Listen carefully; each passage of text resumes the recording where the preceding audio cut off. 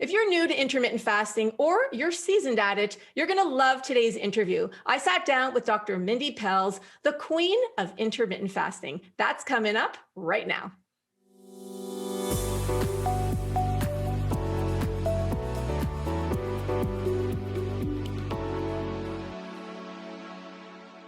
Hi, Mindy. I'm so happy you're on the show today. Welcome to Morphus. Yeah, thank you for having me. I'm excited to be here.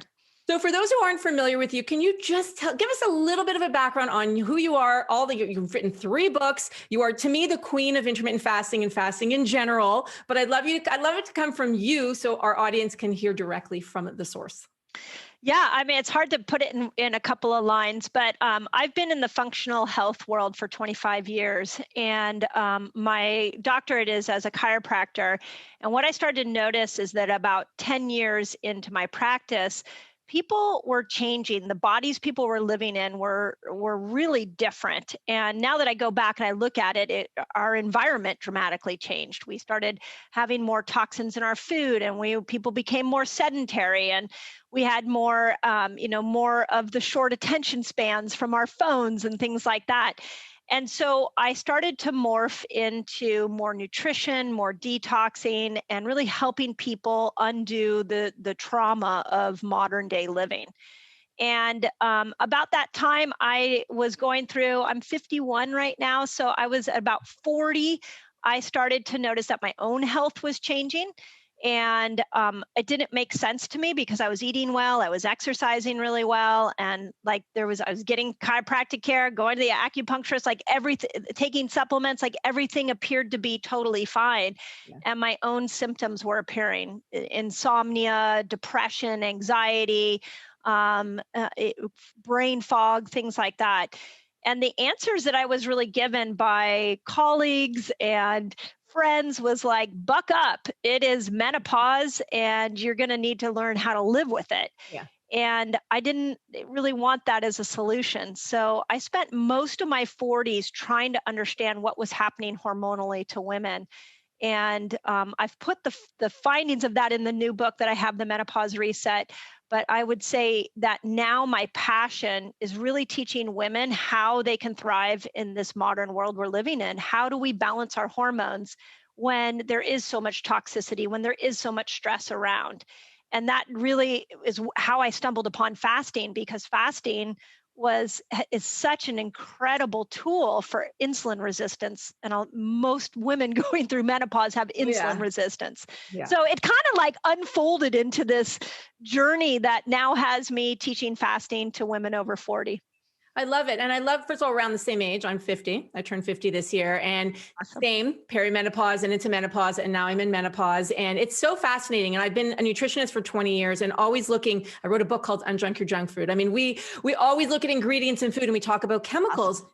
And I love that you also do that. And you're looking at what we're putting in and on our bodies, because that's, of course, what we can control. And it has a tie into so many different factors, right? So yep. I want to talk about intermittent fasting, because that, to me, like I said in the beginning, you really are the queen when it comes to intermittent fasting. And you've taken it to such another level that I'm in awe. Every time I'm watching your videos, I'm like, wait, I didn't know that, or that's so cool. Wait a second, because I've been doing intermittent fasting, or let's call it IF for the sake of the shortness. And we'll show how cool we are. No, I'm just kidding.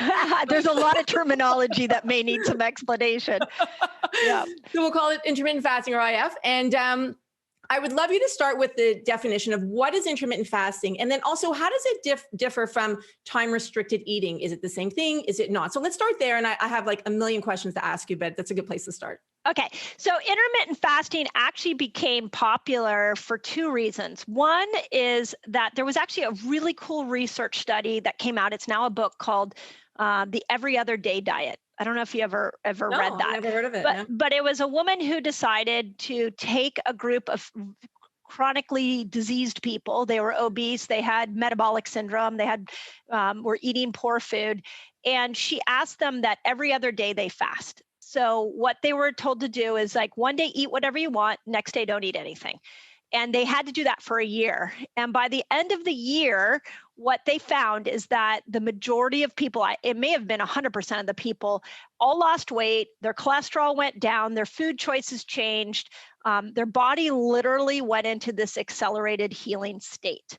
So this book, I wish I could remember the woman's name. This book really brought to people's attention this idea of intermittent fasting or alternate day fasting.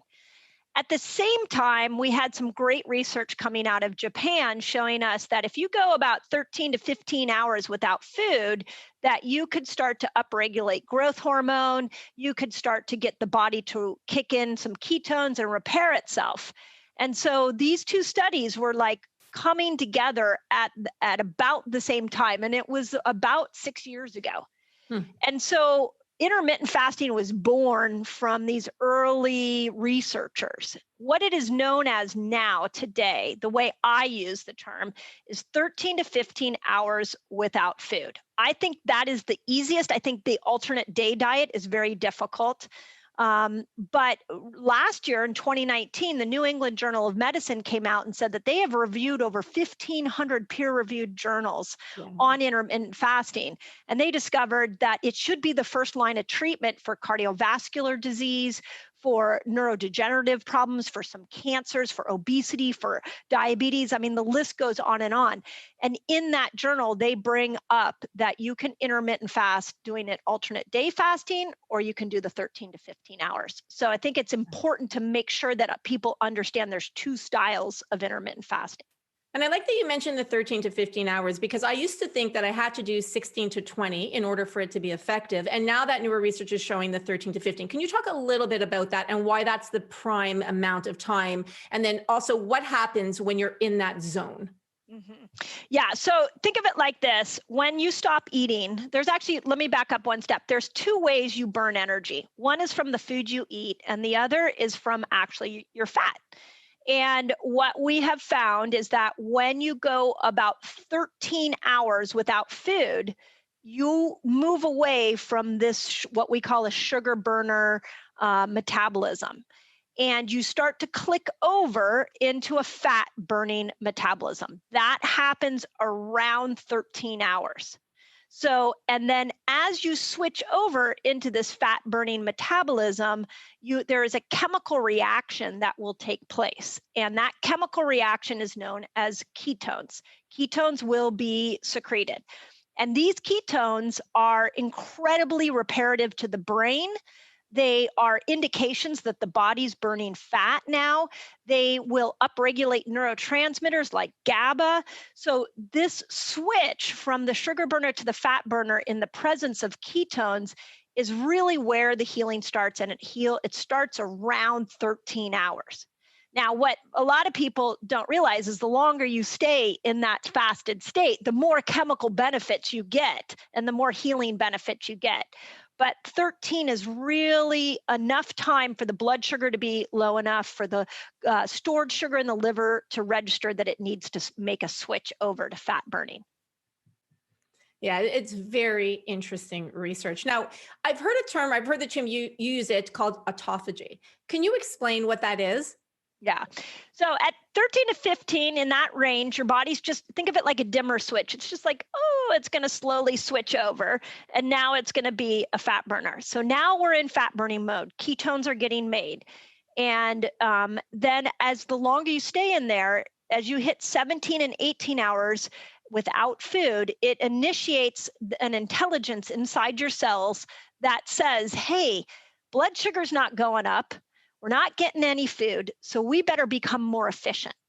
And so it takes the inside of the cell and it cleans it up. So any bacteria that's in there, viruses, which is really important for us to point out in this moment in time, that it'll clean up what's going on in the cell. It will repair mitochondria. And the mitochondria we now are the dysfunctional mitochondria are the root of so much disease. So you literally, if you can hang in there and you can go 17 hours, now you've stimulated autophagy.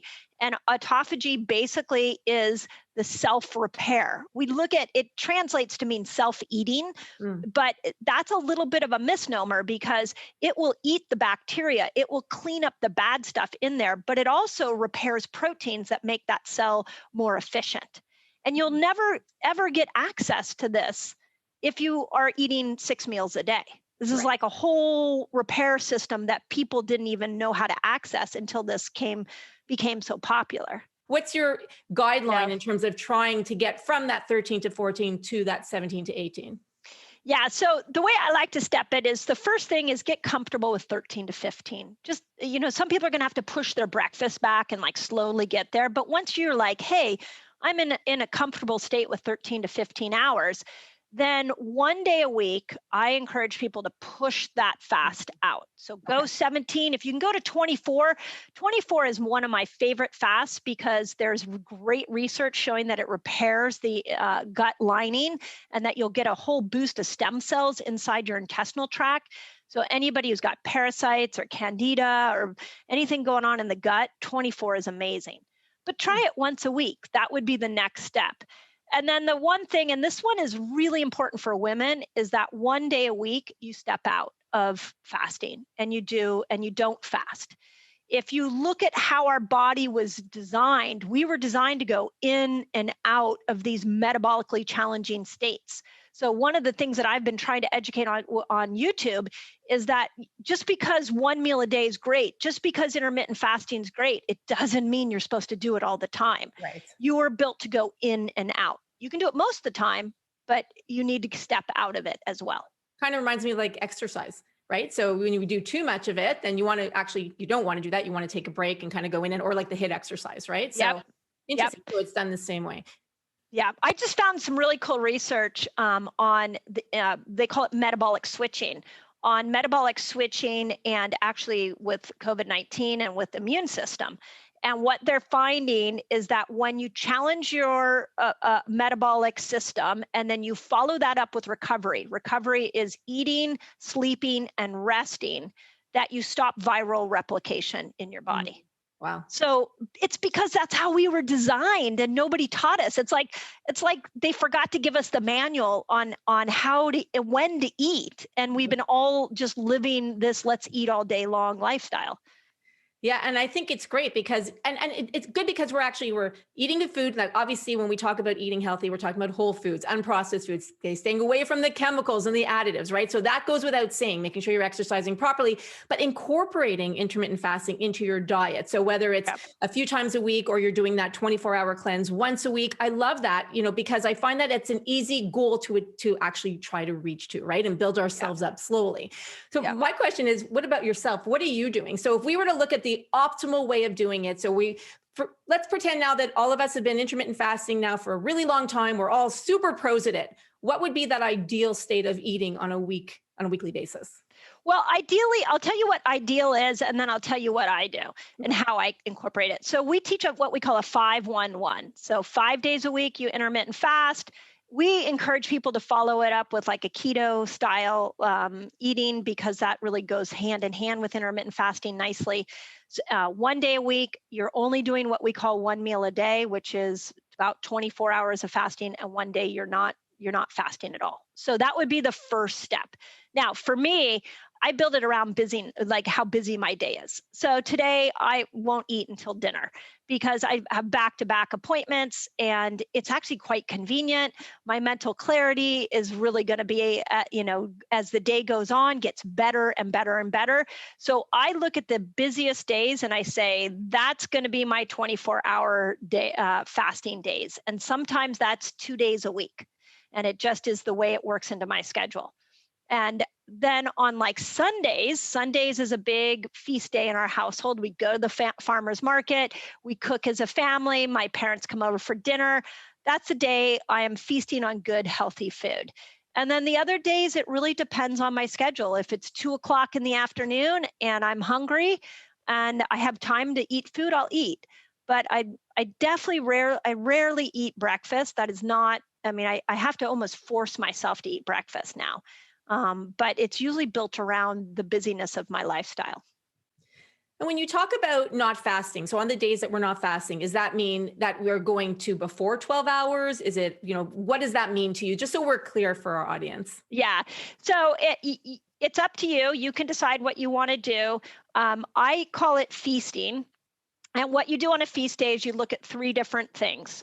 You look at what we call hormone building foods. These are foods that will help build up things like progesterone. Women that are going through menopause, this is pivotal. So your beans, your rice, your squashes, your citrus fruits, tropical fruits, potatoes, you want to lean into foods that are going to build up progesterone. So a lot of our resetters will do hormone building.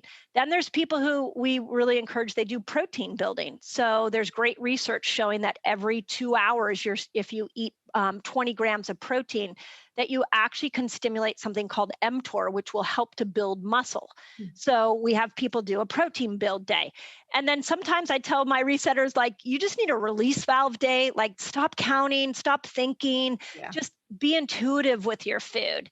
So, so that's when I say you're not fasting, it also means you're not counting calories, you're not counting macros, you're not pulling out your blood sugar reader, like you're just going with the natural flow of your body. Okay. And what you have. The challenge we are seeing, and this is really how my YouTube channel started, is that people love fasting so much, they just want to keep doing it. And then eventually they hit plateaus, hair starts falling out, they start gaining weight again.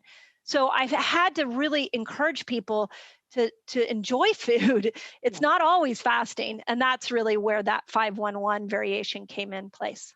Right. Now, you mentioned going in conjunction with a keto diet, but you just talked about rice and potatoes. So just so I'm clear in terms of what you're recommending from a food standpoint, I see you're smiling. So for those of you who are listening on the podcast, Mindy's got this beautiful smile. I highly recommend coming over to YouTube, checking out her channel and ours, of course. But what do you mean exactly? Like when we talk yeah. So the general term I use is fasting lifestyle. I want everybody to build a fasting lifestyle. So what does that mean? That means that you vary your fasts and you vary your foods. So there is fasting variations and there is diet variations.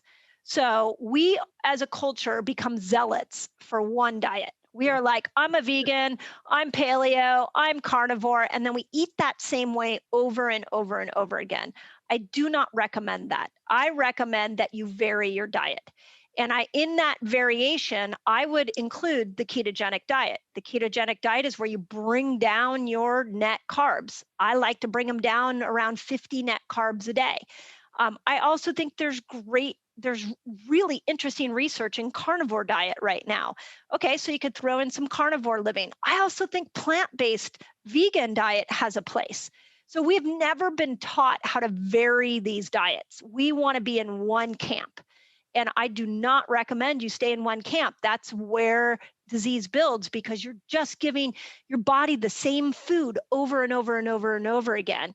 And you've got like 6,000 different types of bacteria in your gut, and they need you to give it variety. Sometimes it needs collagen from meat. Other times it needs you to load up on greens. So it's the hardest concept because it's much easier to say, I'm vegan, and you just eat one way. What we're trying to do is teach the variation. Yeah, that's really interesting. So what would you say then to genetics? So for example, I had my genetics tested and it came back that I can eat high fat and that I don't digest starch very well. So I follow a pescatarian paleo diet. So what would you say? And I find this very interesting because I am very rigid in what I'm eating, but I love what you're saying and how opening us up to different things and getting the different food varieties in our diet. What would be your answer to somebody who has those genetics? Okay, so a couple thoughts on that. So for starters, remember that you are more bacteria than you are human cells. So like 10 to 1. So where genetics falls apart is it doesn't take into consideration what your microbiome needs are. And so like we do gut tests all the time on people in our practice, and nobody has good gut diversity, nobody. And when I sit and ask them, tell me your diet, everybody's eating like the same 100 foods over and over again. So I don't care what your genetics are when it comes to your microbiome, we need a diet that's going to feed that microbiome. Now, having said that, with genetics, we can use it as sort of a general guideline. So if you tell me I'm pescatarian, I'm thriving, my energy is really great, I love the way I feel, my blood work is amazing, I would say stick with it. You're doing great. And start thinking about your microbiome a little bit more. What can you do to improve your microbiome? Add some more chia seeds or flax seeds to your meals. But what I find is that, like vegetarianism, you get people who would say, my genetics say that I should be a vegan. and they're eating vegan over and over again, and they're gaining weight or they're not feeling well. This is where we need to step out of genetics and start to look at the whole person. And the whole person includes the bacterial needs as well.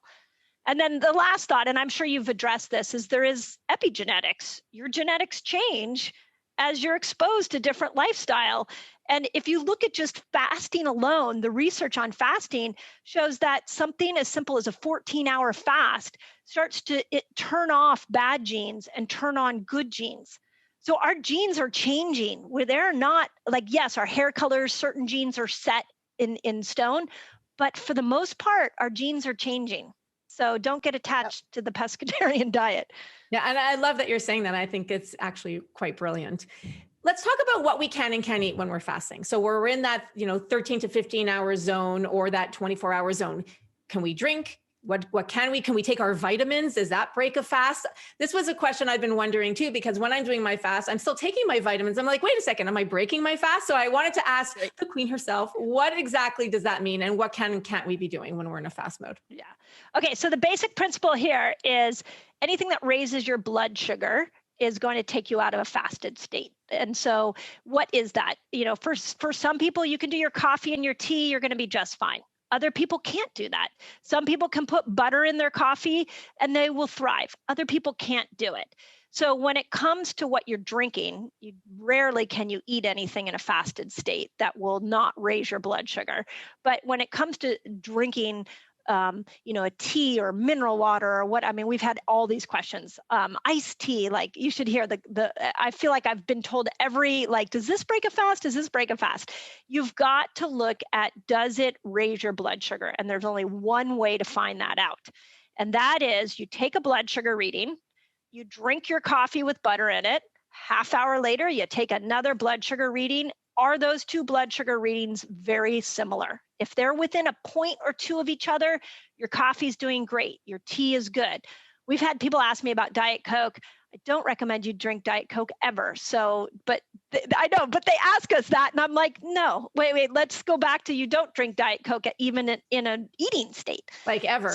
Ever, right, like ever. So, or anything like a lot of people go to diet drinks and they don't understand that like NutraSweet can make you insulin resistant. So, but if you test it with this blood sugar, you can know for you. Now, with the supplement, you could do the same thing. You could take your blood sugar, test the supplement, and then take it again and see some supplements will raise your blood sugar.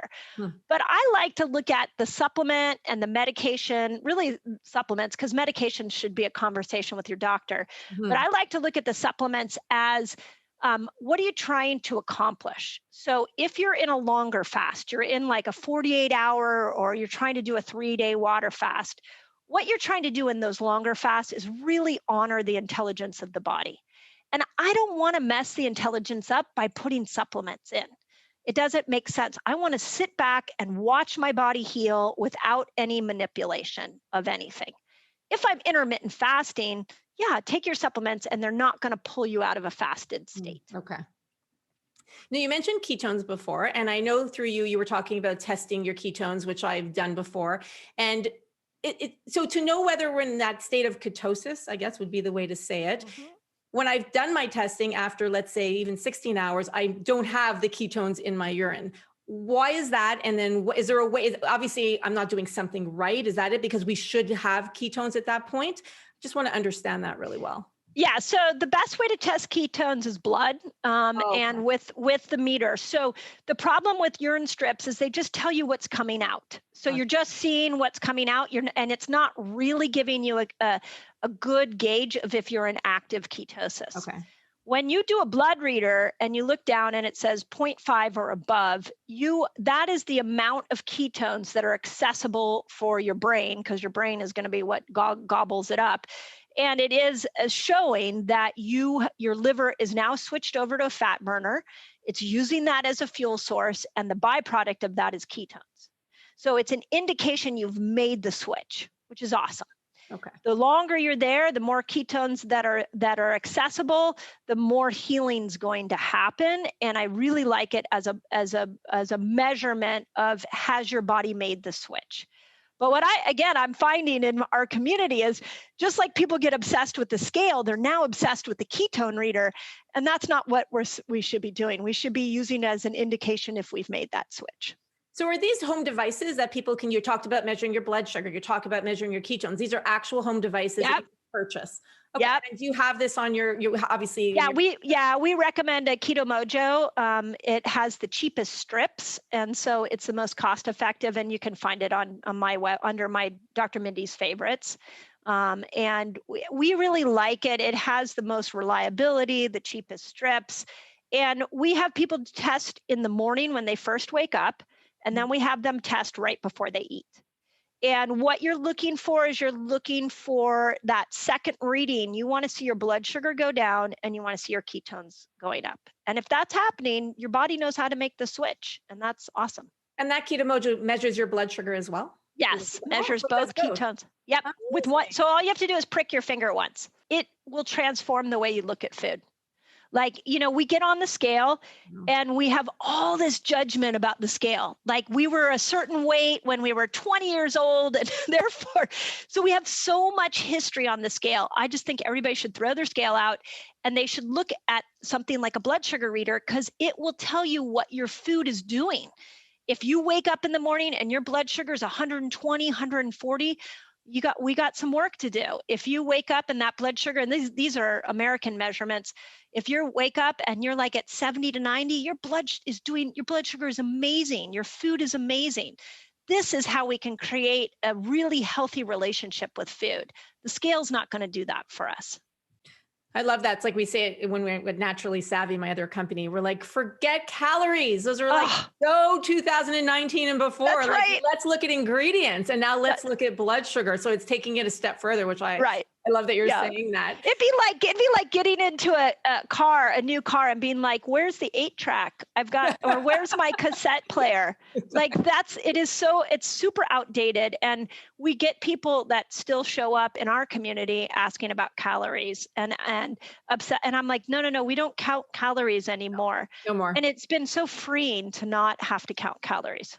Yeah, forget the calories. It's all about the ingredients, and now obviously about the ketones and the blood sugar. So we take it a little bit further. I like that. Now you talked about blood sugar measurements. So should we always be, so that you mentioned 70 to 90, you mentioned anything over 100. So if we're going to get the Keto Mojo and we're going to be looking at balancing our blood sugar, what is that ideal range to be in? So you were saying initially not to move. So anywhere between the range of 70 to 90 is good, even after you're eating. Just give us a little bit, I guess, about blood sugar regulation, because it's so important, as you mentioned earlier, and as we talk about at Morphus, when it comes to menopause.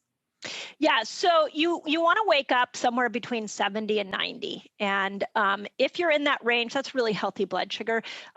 We do get a lot of people that are like around 100, and they get really freaked out. And I'm like, no, 100's not even bad. Like if you walked into your medical doctor's office and you're like, my blood sugar is 100, they'd be like, that is awesome. So it's when we start to get into 120, 150, 200. I heard a story today of somebody who had a 400. Her dad had his blood sugar was at 400. So those are very unhealthy. So you want it to be between 70 and 90. You are in ketosis if you're at 0.5 or greater. Now, a lot of people will say, well, should I be at 2.0? Should I be at 4.0? And with ketosis, it's not always, the name of the game isn't always the more is better. We just want to see that you've made that switch. In order to make that switch, you got to get the blood sugar down. They go hand in hand, kind of like estrogen and progesterone. Like they're a team. You got to have one go down so the other one can go up. And if you can't get the blood sugar down, it'll be difficult to get into ketosis. So, and then after food, we don't do a lot with blood sugar after food, but it is kind of interesting.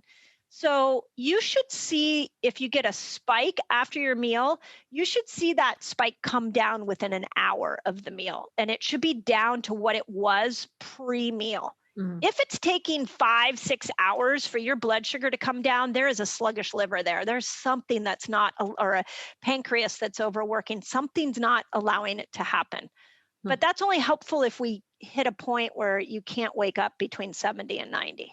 Right. Got it. Hydration. Now, obviously, there you go. I want to talk hydration because it's so important for so many things. Obviously, making sure we're getting enough water, liquids in our diet. How important is it to be hydrated when we're fasting? Oh my gosh. Okay, so hydration also ties into minerals. So I'm going to kind of clump the two of them Sure. there. So it's important, and there's an exception to the rule. So let me start off with the importance of it. So one of the things that I really learned from just fasting so many people is how mineral deficient our world is. And a lot of that's coming from our poor soils. People don't realize that they're eating food that has no nutritional value anymore. So when you go into fasting, there's two things that you want to make sure are at their highest. You want to make sure that you're hydrated because it'll be less stress on your body, and you want to make sure your minerals are up. So if you can do that before you go into even an intermittent fasting lifestyle, you will find that you'll have a really positive experience with intermittent fasting, or even a longer fast.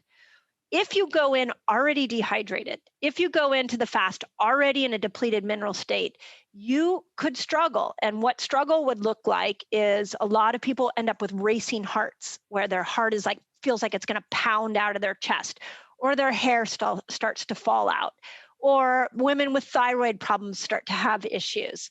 So the three most important things going into a fasting lifestyle is minerals, hydration, and then you want your blood sugar to be stable. You got to get off the up and down. Now, the advanced an exception is there's some cool research on dry fasting. I do not recommend that if you're new to fasting, you try dry fasting, but there is some really cool research on brain function when you actually do no food and no water. And what type of water do you recommend? So obviously filtered water, we're not going to, Filtered water. we don't want to drink, it's so like RO, like a reverse osmosis water, and plain water. So is that plain water is fine? I've recently kind of geeked out on mineral water, and I found that Grolsteiner has more potassium in it. So I've been powering up on more of the mineral waters with high potassium, because the three minerals you typically get depleted while fasting are potassium, magnesium, and sodium. So a little bit of Grolsteiner is great. I can't find the mineral content of the other ones that I use, but yeah, that's what I do, is I like to lean into more of the rich mineral waters. What about adding mineral drops to water? So you could do that. Okay. Yeah, you could do that. We've had people put sea salt in water like Redmond sea salt, so that you're getting enough sodium, because it is those three minerals. The other really interesting, I just interviewed on my podcast, Simon Chang, who is Peak Tea. And Peak Tea has created these tea crystals that are highly concentrated, have a large mineral balance in them, and they're made for fasting. And so you can go check out Peak Tea's website as well. That's great. Thank you for that information. Yeah. And you're right, when it comes to minerals, so much of our food is deficient in it, right? The soil isn't growing. And even if we're eating, so many organic salads a day, which many of us are not doing, it's hard to get the minerals we need. So I love that tip, adding some minerals or drinking the bottled water. Is it a bottled water that you recommend? Is that Grolsteiner's comes in a glass bottle. Okay. Yeah. So drinking that, but making sure that you're getting your minerals, which is really important, and making sure you're drinking. So ladies, making sure you're drinking, very important, staying hydrated. Let's move on to menopause for a minute. Okay. My next favorite topic. Mine too. All right, let's go. So menopause, intermittent fasting for women in menopause. One of the biggest things we hear: hot flashes, weight gain, obviously insulin resistance, and the blood sugar imbalance. Why is fasting super, super important, especially for women in menopause? Okay. So here's the best way I can explain menopause. What you should have been told on your 40th birthday is you should have been told for the next 10 to 15 years, your ovaries are going to slowly stop doing their job. And it's going to, for some of us, it might be 5, some of us, it might be 15, but they're going to be out. And yet they've been doing your sex hormones. They've been doing estrogen. They've been producing estrogen, progesterone, and testosterone. And you're not going to get as much of it, but they need to hand the job over to another organ. So they're going to hand it over to your adrenal glands. So if you are already stressed out and you're 40 and you go through your 40s in a high pressure, high stressed out world, you are in for a wild hormonal ride. as estrogen goes up and down, that can signal more insulin resistance. So, and as you become more insulin resistant, you also start to throw off progesterone and testosterone. So it becomes this crazy circle of madness that we struggle to get off of.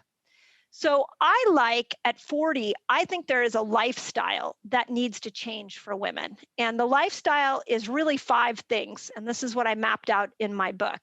The first is you need to start fasting, because if you can get insulin under control, and intermittent fasting is fine. You could just start with that. Most of my menopausal women love how they feel fasting so much that they try more and more, which is fine. But you got to start building a fasting lifestyle. Then you've got to look. The second thing is at your quality of your food. The junk food that you were able to eat in your 30s and your 20s, you're not going to be able to eat them anymore. So you're going to need to stop counting calories and look at macros and look at how much protein am I eating and what kind of carbohydrates am I getting. You want to get carbs from nature's food, not from cookies and crackers and bagels and breads and pastas. You want to move more towards the potatoes and the squashes and more of nature's food. Then you got to start feeding your microbiome. You have a whole microbiome called the estrobolome that helps to regulate your estrogen levels. Then you got to look at your toxins, and then ultimately you're going to have to look at your stress. So what I find is that at 40, if you haven't implemented a fasting lifestyle, start there. Start with intermittent fasting. Then clean up your diet. And just those 2 things alone will transform so many women's hormonal symptoms. But we are in a culture where we are like, oh, you have hot flashes. Oh, you're gaining weight. It's menopause. Try HRT, try bioidenticals. And you're not sleeping. Okay, you're depressed. Take a medication. And that is where I start to go irate, because we just weren't taught. We had to change our lifestyle. And the stress you got away with at 30, you will not get away with at 45. So honor that and change your lifestyle accordingly. And to me, fasting has to be a piece of that. How does intermittent fasting affect sleep? Well, sleep in general, ketones affect sleep. So, let me back up. Intermittent fasting will bring down inflammation. When inflammation's down, the body really will be more balanced. So we love that. Intermittent fasting can lead you to ketones. Ketones will repair neurons in the brain, neurons that control circadian rhythm. Mm-hmm. So they will affect your sleep. The more ketones you have, the more GABA you're going to get. And GABA is a calming neurotransmitter. So it's the anti-inflammatory part of the brain, and it's the neurochemical change that ketones are making that make it easier for you to sleep. Is there anybody who shouldn't be doing intermittent fasting? That's a great question. And I would say that the biggest area, there's 2 of the biggest conditions that I hear from people that they're like, my doctor told me not to do this. One is adrenal fatigue people. And I will tell you that we have taken people who we see their adrenals completely flatlined, and we slowly build them into intermittent fasting. So if you know you're adrenal fatigued and you're listening to this and you're like, oh, I'm going to try a 17-hour fast, I would highly recommend against it. You want to just slowly work yourself into 13, 15 hours. The other area that we see it a lot is with thyroid conditions. But back to the mineral conversation, back to, honoring a slow and steady fasting approach, I have just found both adrenals and thyroid can be healed with intermittent fasting. Other than that, I don't, even diabetics. Oh my gosh, the number of diabetics that we're getting off medication just from intermittent fasting. There's just, the more intense your situation is, the more you're going to want to be coached through the process. But remember, this is how you're designed. You're not designed to eat all day. So all you're doing is tapping into your own internal design. And there's nothing wrong with that. But yet some people will need a little more guidance. Which makes a lot of sense. Talk about the Dutch test. I know you've mentioned it quite a bit. Why is it something that we should consider getting it? Or are there And or are there other tests that we should consider getting again or bringing to our doctor? So when we go to our doctor and we're getting a checkup again for us women in menopause or perimenopause, we're like, okay, we're having all these symptoms. We want to try, obviously, we're going to try intermittent fasting. What are some tests that you recommend, including what is the Dutch test good for? Yeah. So in the world of functional medicine, oh my gosh, there are a bazillion tests you can do. So I always tell my resetters, like, don't get over crazy with tests. Like, there are some that are just pivotal. And honestly, the Dutch test is incredibly pivotal, Okay. and especially for women over 40. So I like it for a variety of reasons. It lets you know what your main sex hormones are doing. So we can find out, like for me, when I was 45, I did my first Dutch test and found out that my hormones were so depleted from all the stress that I had been living, and that I was worse than a menopausal woman, and I wasn't even in menopause. So it helped me adapt and go, whoa, I need to make some changes. Yeah. It can also tell us if you have any cortisol dysregulation. So if you're getting a spike of cortisol at night, that might be preventing you from sleeping. Well, that would be helpful to know. And there are some techniques you can do to bring cortisol down. I think the most life-saving part of the Dutch test is the estrogen metabolites. It shows you how estrogen is being broken down. And you have one estrogen that's very protective and two that are going to kill you. Yeah. And yeah, and you've got to have those in balance. So when I first learned about the Dutch test, I was like, why are we not doing this with mammograms? Why aren't we doing this with every woman over 40? Because I can go and I can tell you if you are on a collision course towards cancer or if you are doing just fine. And it's in that estrogen metabolites that is so powerful. Yeah, I absolutely agree with you. And so we have a company that we work with called the DNA company that tests for that as well. So I know exactly what exactly how much is going to E2, E4, E16. So Perfect. Just to explain to those of you who are listening, the E2, the estrogen E2 is the one you were talking about, the protective one, and then the 4 and 16 are not so great. But doing a test like the Dutch test or the DNA test will actually tell you what your estrogens are doing, and very, very important to understand. So thank you for explaining that. Yeah, no, I think hormonal testing should be the wave for women. Especially as breast cancer is so prevalent, like, why aren't we doing this on women? Yeah. So yeah, and we'll passionate put links about that one below. Yeah, I agree. And so am I, super passionate. We'll put links below for those of you who are interested, and we'll put links to Dr. Mindy's website as well. Dr. Mindy, I mean, you're such a wealth of information. Is there anything that we didn't talk about today that you feel that we should mention before we end our interview? Yeah, I don't know. I think the only thing I would say on the topic of menopause that really baffles me is that the closer we get to 50, our kids are growing up. If you have kids, our wisdom is just emerging. Like, to me, like, that's where we should be thriving. And when I hear so many women who hit 50 and hate their bodies, it just breaks my heart, because that's not how you were designed to be. The 40s are rough for women physically if you aren't making the changes. So if you're listening to this and you're not happy with the body you're living in, understand that there is a course correction. And the course correction, what I love about fasting is I think we need to get out of this idea that we solve our problems with pills. Whether it's a supplement or a medication, we need to go to lifestyle first. And if you haven't worked on your lifestyle and you're hating where you're at, let's start there before you start trying to go towards what I call the magic mushroom. And you're looking for the magic pill. It's not there. The magic is you. And when you match your lifestyle to the design of your body, you will thrive. And then from there, you can figure out what supplements you might need to bring in. But we got to start with lifestyle. So don't give up on yourself. You just weren't taught what lifestyle a woman over 40 should have. Can you share your website? And then also, what are some of the programs that our viewers or listeners can find out more when they're going to your website, or what they can do with you if they want to try intermittent fasting? Yeah. So Dr. Mindy Pelz, you can go there. I've got a wealth of information. Go to my YouTube if you want to learn more about fasting. I'm putting out new videos all the time and bringing science and having great discussions there. I have a free fasting group that's on Facebook called the Resetter Collaborative. And then where my heart and soul really is right now with people is in my Reset Academy, where we're taking small groups of people and teaching them how to apply these principles. We're doing in January something called the Reset Experience, where for the whole month of January, we're teaching all the different fasts, all the different ways of eating, and we're allowing, not only teaching it, but allowing people to experience it. So if any weird stuff shows up or they have questions, they can bounce it off of us. And the goal is that by the time you hit February 1, you are feeling your best and you are metabolically fit, you're immune strong. This is what the world needs right now. Just a quick definition of metabolic. You've used it a few times, and for those who are listening, might be like, what exactly does it mean?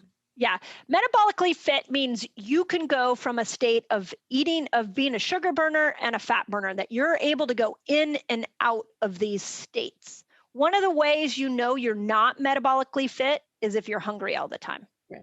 If you can't go without food, you haven't tapped into the fat burner. Doesn't mean you can't. It just means you haven't tapped into that. So we've got to get you to be able to tap into that. And that's what fasting will do. Thank you so much, Dr. Mindy, for being on our show today. I really appreciate all the information you're sharing and everything that you're doing. Yeah, thank you. I appreciate you, and keep up your amazing work. The generation of women over 40, they need more information. They need more guidance. They need more people believing in them. So thank you for what you're doing. Thank you. What an amazing interview with Dr. Mindy. She is the queen of intermittent fasting, and I love that she is spreading the information about healthy lifestyle, exercise, as well as incorporating intermittent fasting into your diet. If you got value out of today's video, please give us a big thumbs up, and please share our video, because the more you share shows you care. And please leave your comments below, because we'll be sure to answer them. We'll see you next time. Thanks for watching.